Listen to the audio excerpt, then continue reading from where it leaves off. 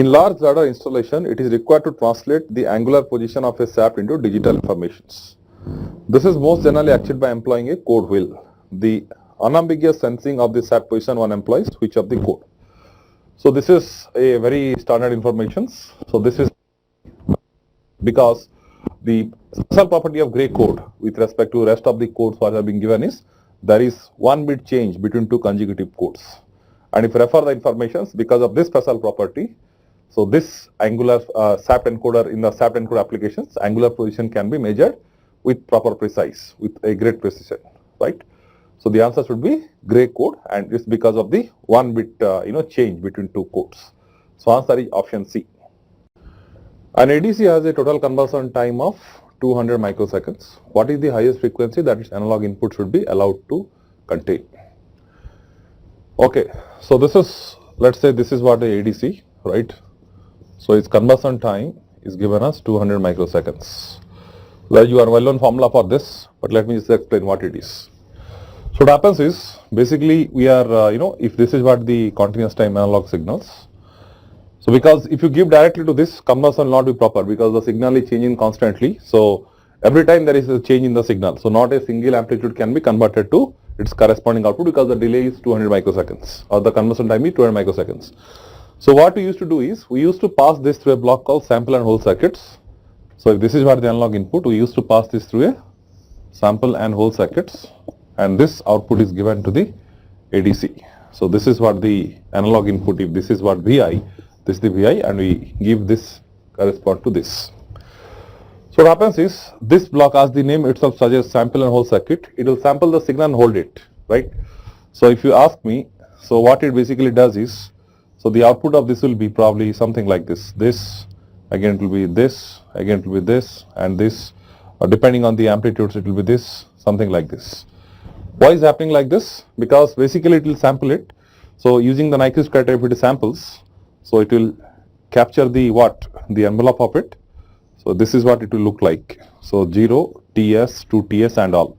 So this is the output of a sampler actually. And because when it is converting it, so you should make sure that the input to that block is constant. So for that, we used to have a capacitor. So once it is charged, it will hold it. So the output happens to be like this. But if I ask you what are the instant, if this is 0, this is TS, this is 2TS, this is 3TS and so on and so forth.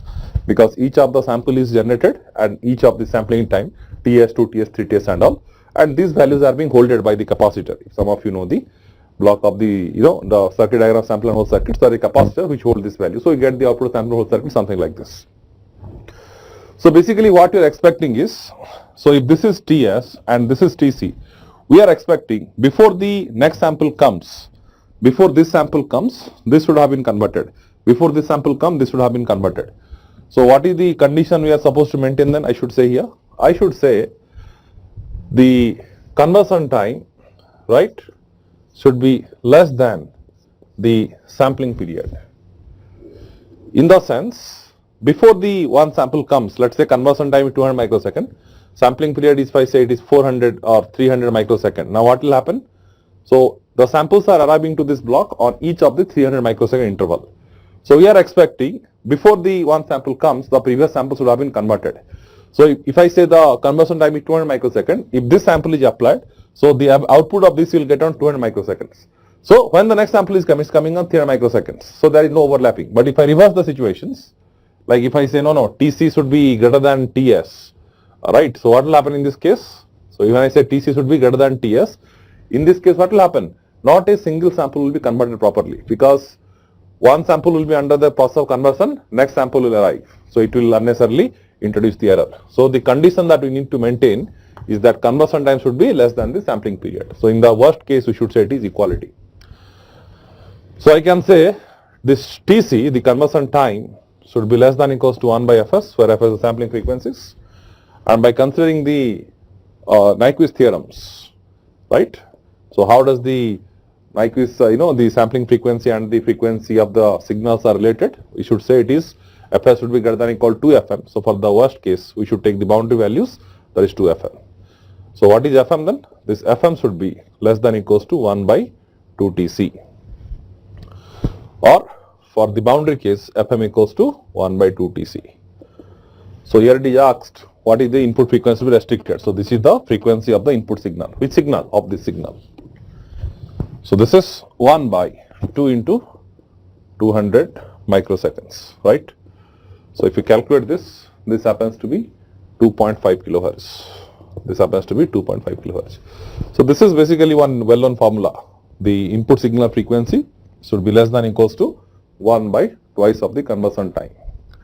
So the answer what you are getting for this one is 2.5 kilohertz. Once again I am telling, the common sense you should know in this case is directly the analog input is not applied to the ADC, because if you apply this, continuously signal is changing because its conversion time is finite quantity, not a single, because if I think like that, how many amplitudes are there? Infinite number of amplitudes levels are there.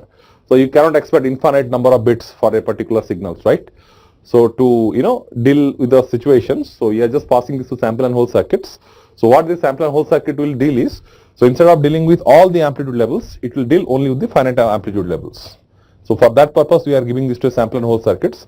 So this will make sure like a certain amplitude value, this one will maintain for one constant period, that is for Ts. So we are expecting before the next amplitude comes, that is this one comes, this should have been converted. This should have been converted into equivalent outputs. So for that reasons, so we are saying the conversion time should be less than the sampling period, so that when this sampler arrived, before this will come, this should have already done its job. So by following the Nyquist theorems, we are coming to the conclusion that FF should be less than 1 by 2 Tc, and conversion time is given 200 microseconds. So the answer is coming as 2.5 kilohertz, which is in option A, and A is the right answer. In a 4-stage ripple counter, the propagation delay of flip-flop is 30 nanoseconds. If the pulse width of the strobe is 30 nanosecond, the maximum frequency at which the counter operates reliably is nearly how much? So in case the ripple counter, the maximum frequency that we get is equals to 1 by n TPD. In the ideal cases, there is no strobe, etc. So you get n TPD. What is the n actually? The n is nothing but the number of flip-flops or the number of stages. TPD is the delay of each of the flip-flops. In case of the parallel counter, it is only 1 TPD, isn't it? But the fact is, how this n TPD comes? This n TPD comes between the state transition from one state to other state. What is the maximum delay that is involved? So if each of the, because in case of ripple counter, the output of next stage depends on the previous stages. So in the worst case, if there are n number of stages, it should be n TPD. So we get this formula. But in this case, one more parameter is given. Pulse width of the strobe is 30 nanoseconds. So while considering the total delay involved from transition of one state to other state, so you cannot ignore it, isn't it? Because if you do that, so probably one or multiple state might be skipped up. To avoid this, we should modify this formula by the width of the strobe. So again now put the formula and get the answers. So 1 by 4 stages means 4, and this is TPD, the delay of flip-flop is 30 nanoseconds, and this is also 30 nanoseconds. So if you evaluate this, this is coming as 6.7 megahertz, right? So answer is option C. C is the right answer for this.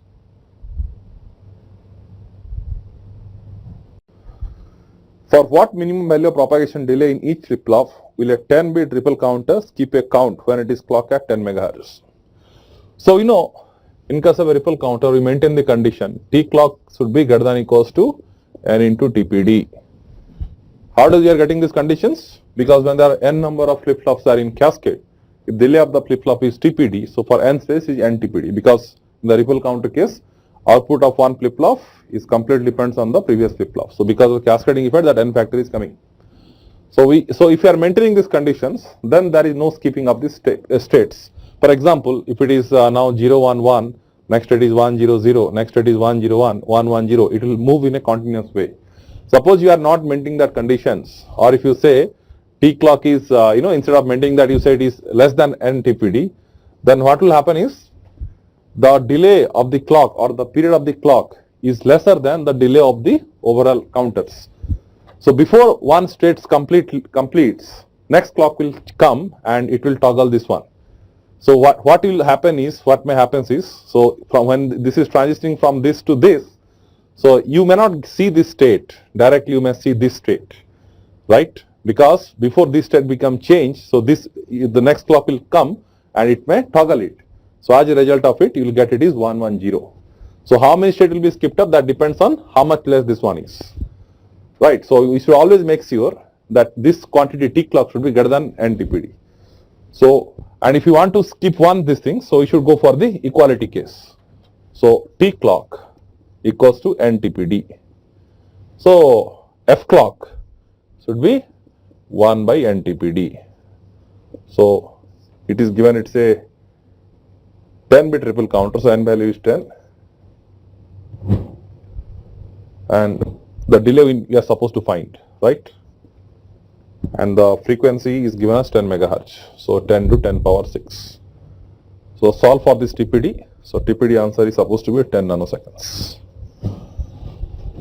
Right? So the answer is 10 nanosecond, which is given in option B, hence B is the right answer. In a master-slave JK flip-flop, first option is saying both master and slave are positive edge triggered. Option B is saying both master-slave are negative edge triggered. Option C is saying master is positive edge, slave is negative edge. Option D is saying master is negative edge and slave is positive edge triggered. Strictly speaking, no option is correct in this case, because in case of master slave JK, actually why we use the master slave JK flip flop generally? To avoid the race around conditions. And in what case race around condition happens? In case of the level edge triggering flip flop, isn't it? It doesn't happen in the edge triggering flip flop. So there is no point to discuss regarding any of these options, because in case of the master slave JK flip flops, if master is a positive level triggered, slave has to be negative level triggered, or vice versa. They should not be of the same level triggered. Both should not be positive level, both should not be negative level. So one should be positive level, other should be negative level. That is correct. But in this case, if you see all the options, they are saying regarding the edge trigger. So no option is correct in this case.